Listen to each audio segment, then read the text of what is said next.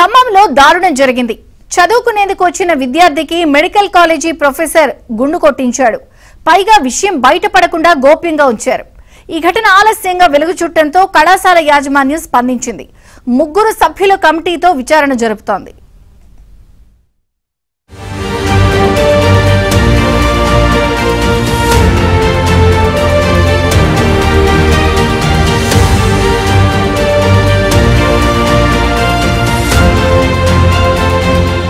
కళాశాలలో ర్యాగింగ్ పేరుతో సీనియర్ విద్యార్థులు జూనియర్లను వేధిస్తూ ఉంటారు. కొన్ని కళాశాలల్లో ఈ వేధింపులు ఎక్కువ కావడంతో అనేక మంది విద్యార్థులు ప్రాణాలు కోల్పోయారు. నల్గొండ ర్యాగింగ్ ఘటనలో సీనియర్లను కళాశాల యాజమాన్యం సస్పెండ్ చేసింది. ర్యాగింగ్ కు భయపడి ఎంతో మంది విద్యార్థులు చదువును మధ్యలోనే వదిలేసి వెళ్లిపోయిన సంఘటనలు ఇప్పటి వరకు మనం చూసాం. విద్యార్థులు తమ తోటి విద్యార్థులను ర్యాగింగ్ చేయటం, వేధించడం ఇప్పటి వరకు చూసాం. ఖమ్మంలో మాత్రం అందుకు భిన్నంగా ఓ ఘటన జరిగింది. ఓ అసిస్టెంట్ ప్రొఫెసర్ విద్యార్థిని ర్యాగింగ్ చేసి వేధించాడు. ఏకంగా గుండు కొట్టించాడు.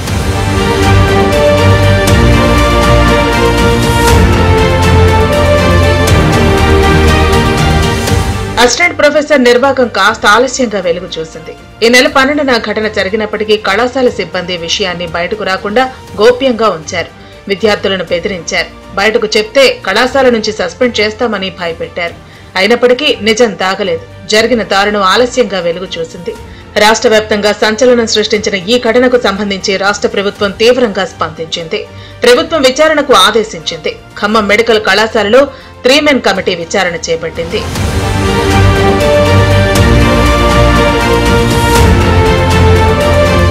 ఖమ్మం వైద్య కళాశాలలో ప్రథమ సంవత్సరం చదువుతున్న ఓ విద్యార్థి తనకు నచ్చిన విధంగా హెయిర్ కటింగ్ చేయించుకుని కళాశాలకు వచ్చాడు. ఆ విద్యార్థి హెయిర్ కటింగ్ పై కొందరు విద్యార్థులు అభ్యంతరం వ్యక్తం చేశారు. విషయాన్ని అసిస్టెంట్ ప్రొఫెసర్ రెహమాన్ కు చెప్పారు.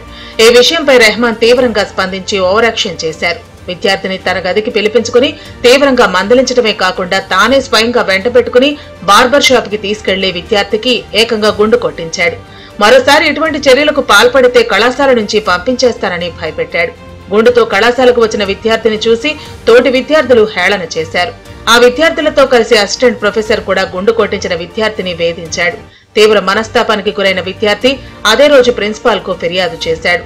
విద్యార్థి ఫిర్యాదుపై స్పందించిన కళాశాల ప్రిన్సిపాల్ సదరు అసిస్టెంట్ ప్రొఫెసర్ రెహమాన్ ను యాంటీ ర్యాగింగ్ అధికారిక విధుల నుంచి తప్పించారు. ఈ విషయం తాను చూసుకుంటామనే విషయాన్ని బయటకు రానివ్వద్దని కళాశాల ప్రిన్సిపాల్ విద్యార్థులతో మాట్లాడారు. ఆ తర్వాత గుండు కొట్టించిన విద్యార్థిని పిలిపించి విషయాన్ని బయటకు చెప్పవద్దని చెప్పారు. విషయం బయటకొస్తే కళాశాల నుంచి పంపించేస్తామని ఎవరికీ చెప్పొద్దని విద్యార్థులను హెచ్చరించారు. అయినప్పటికీ నిజం దాగలేదు. వాట్సాప్ గ్రూపులో ఈ అంశానికి సంబంధించి కళాశాల విద్యార్థులు చర్చించుకున్నారు. ఆలస్యంగా ఈ విషయం బయటకొచ్చింది.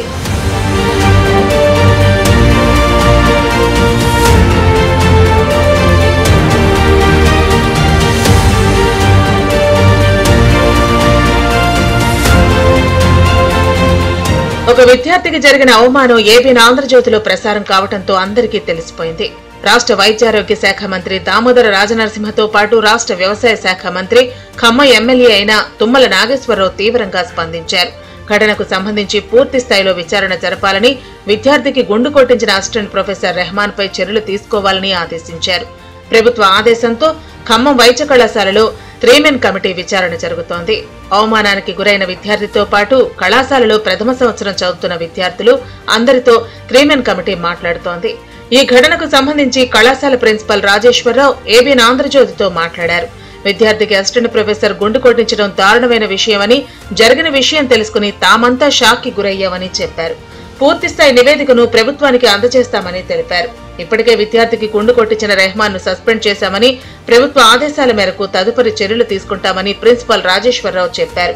హెయిర్ కట్ బాలేదని చెప్పి విద్యార్థికి గుండు కొట్టించడం తీవ్ర పరిణామంగా పరిగణిస్తున్నామన్నారు. క్రమశిక్షణ చర్య తీసుకుంటున్నాము. ఆల్రెడీ పోలీస్ కంప్లైంట్ చేయడం జరిగింది. పోలీస్ కేసు కూడా బుక్ చేశారు. 4 సెక్షన్లు పెట్టారు. అదొక విధంగా జరిగింది. తర్వాత డిఎంఈ గారు కూడా ఇప్పుడు రిపోర్ట్ పంపిస్తున్నాం. దాని మీద తప్పకుండా యాక్షన్ తీసుకుంటారు. 3 మెన్ కమిటీతో పాటు యాంటీ ర్యాగింగ్ కమిటీ కూడా కూర్చొని ఇప్పుడు మాట్లాడుతున్నారు. దాంట్లో యాక్చువల్గా ఆ పిల్లోనికి ఇష్టం లేకుండా తీసుకుపోయి గుండు కొట్టించడం జరిగింది కాబట్టి తప్పకుండా క్రమశిక్షణ. అక్కడ యాక్చువల్గా సెక్యూరిటీ ఉంటారు, తర్వాత వార్డెన్ ఉంటారు, తర్వాత ఈ మెడికల్ ఆఫీసర్ ఎందుకు అక్కడ పెట్టినామంటే ఈ ఏదైతే ఉందో ఈ ర్యాగింగ్ నైట్ పూట జరుగుతుంది కాబట్టి జరగకుండా ఉండడానికి నైట్లో ఆయన అక్కడ స్టే చేస్తాడు కాబట్టి సింగిల్గా ఉంటుంది కాబట్టి అక్కడ స్టే చేయడం జరిగింది.